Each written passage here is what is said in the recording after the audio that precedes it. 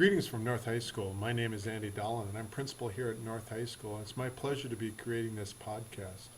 This is one of 4 podcasts that you'll be receiving from our administrators with regards to things that we normally have covered during the workshop days in August.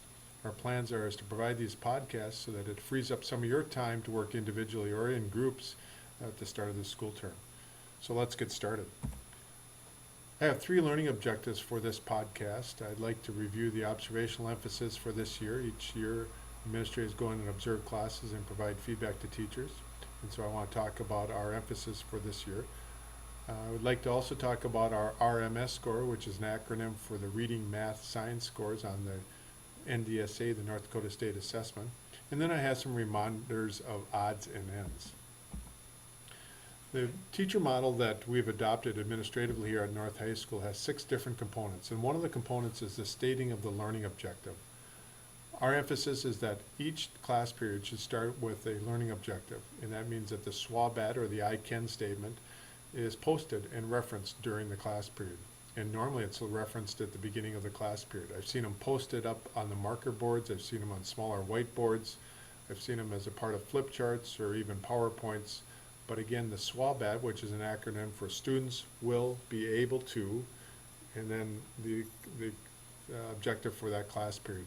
And the objective is usually different from day to day. It is also pointed and emphasized, and we find that that's helpful to students as they can focus in during the lesson on what's important. We also like to provide feedback about Primetime 1. Primetime 1 has shown to be an effective time of referencing the SWABAT, but also does the class start on time? How is the lesson introduced? What type of activities are going on during that first time? And that's a critical time to get kids focused in on what's important for that lesson. Also critical is at the end of the class period, Primetime 2, it's the last 5 to 10 minutes of class, and what meaningful activities are going on? Has the SWABAT been pulled and reintroduced and reemphasized during that last few minutes of class period? And so we want to see effective use of that class period from beginning of the bell to the end of the bell, but those 2 times, the beginning of Primetime 1 and the end of Primetime 2, are critical in terms of effective lesson. We also want to see the continued use of formative assessments. Formative assessments are those types of informal things that go on during the class period that provide us feedback about how students are performing, and then what adjustments we're going to make in our teaching. Summative assessments, which are the end of units, the end of chapter type assessments, provide us kind of an overall view, but the formative assessments, the things that are done periodically, provide us information about what things we have to do differently as teaching goes on. So we'd like to provide feedback during our observations. We also like to have an emphasis about hallway rapport. Last year we referred to this as hallway presence, but actually as we thought about it this summer is that what we want is more interactions with teachers and students, and to react to inappropriate behavior.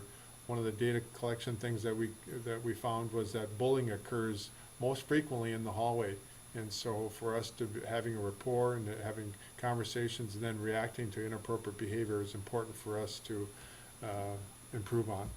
And then finally, we ask that there's increased use of reading and writing within the class period.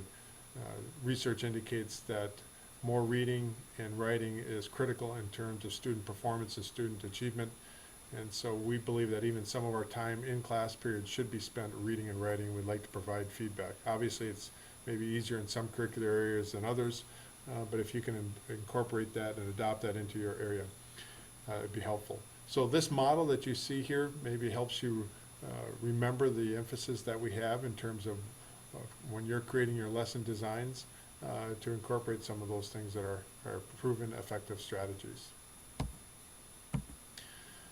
I'd like to go to this screen. What is the RMS? RMS is an acronym for Reading, Math, and Science, and R represents, as I said, reading, and M is math, and S is science.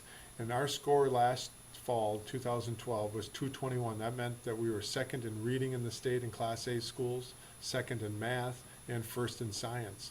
It's a very good score. We should be really pleased with regards to that. Also, one other thing that I did is I took a look at and combined the percentages of kids who were advanced proficient in each one of those categories, and then sum those scores And when we did that, our combined scores for reading, math, science, and also language arts, we were #1 in the state in Class A schools. So very good scores.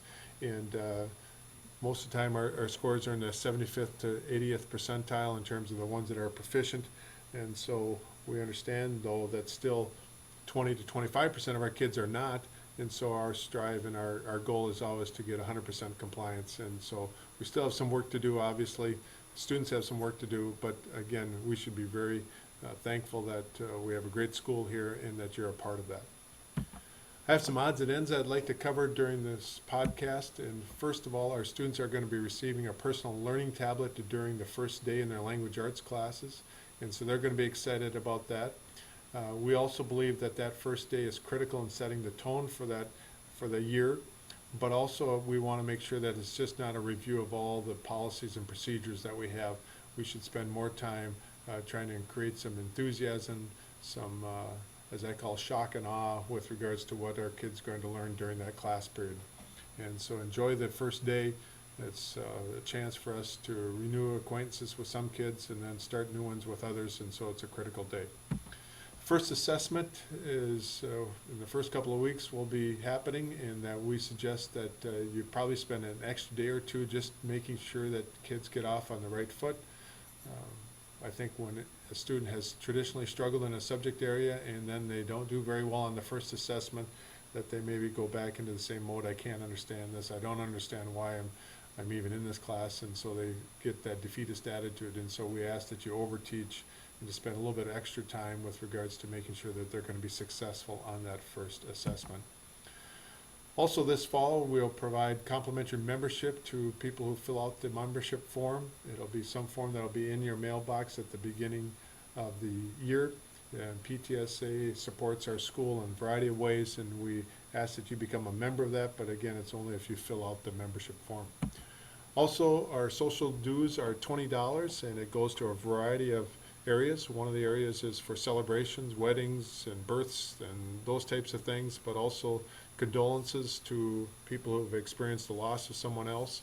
And so it covers some of those types of things that we've recognized in the past. It also is the end of the school year barbecue that we've had before, and so we hope that you're able to find the money to support the social fund. If you're a part-time employee or a traveling teacher, it's prorated. Also, I want to just put in a plug for United Way. North High School has led the district in the support of United Way. I think last year we raised almost $18,000 from individual contributions along with activity club contributions, and again you'll see something part of October, and so we ask that you at least think about that as you get towards that time. Also, if you haven't found your staff ID, we'd like you to do that. It's an expectation that all staff wear their IDs during the course of the day. It's also a good idea to put the period bell schedule on the back of it because of our different bell schedule. Also, I'd like to spend on this last screenshot here on policy review. We have a policy about profanity. We have 3 different areas: directed at a staff member, or if it's slippage in the commons or in the hallways of the classroom, and then swearing at another student or staff member. And so we have a policy. You'll see a handout in your mailboxes, and so we ask that you support that policy. We also have a cell phone policy. Cell phones are permitted now in the commons during the class or during the lunch periods, and so we've probably seen less involvement in the class periods. But if your students' cell phones go off in classrooms, or if they're using it during class periods for a non-educational reason, we ask that you confiscate the cell phone and give it to Mr. Blanchett. We also have a no hat, no pop rule at North High School, and we ask that you support that. And then I want to spend just a little bit of time here with alcohol drug referral. I created a flow chart here not so long ago that tells us the order in which we should report that information. What's most critical in this flow chart is making sure that you call the office as soon as you suspect a student to be under the influence of alcohol or drugs. So call the main office there. The main office would get a hold of a principal, and the principal would go to the student and accompany them to the office and then do the investigation. It doesn't do us too much good if it's a couple days later or even at the end of the day to get this information, because sometimes it's too difficult to do that investigation a day or two later, and so we prefer it to be done immediately. Well, that concludes my podcast. Again, I hope that you're having a great summer, and we'll look forward to seeing you here in the latter part of August. Thank you.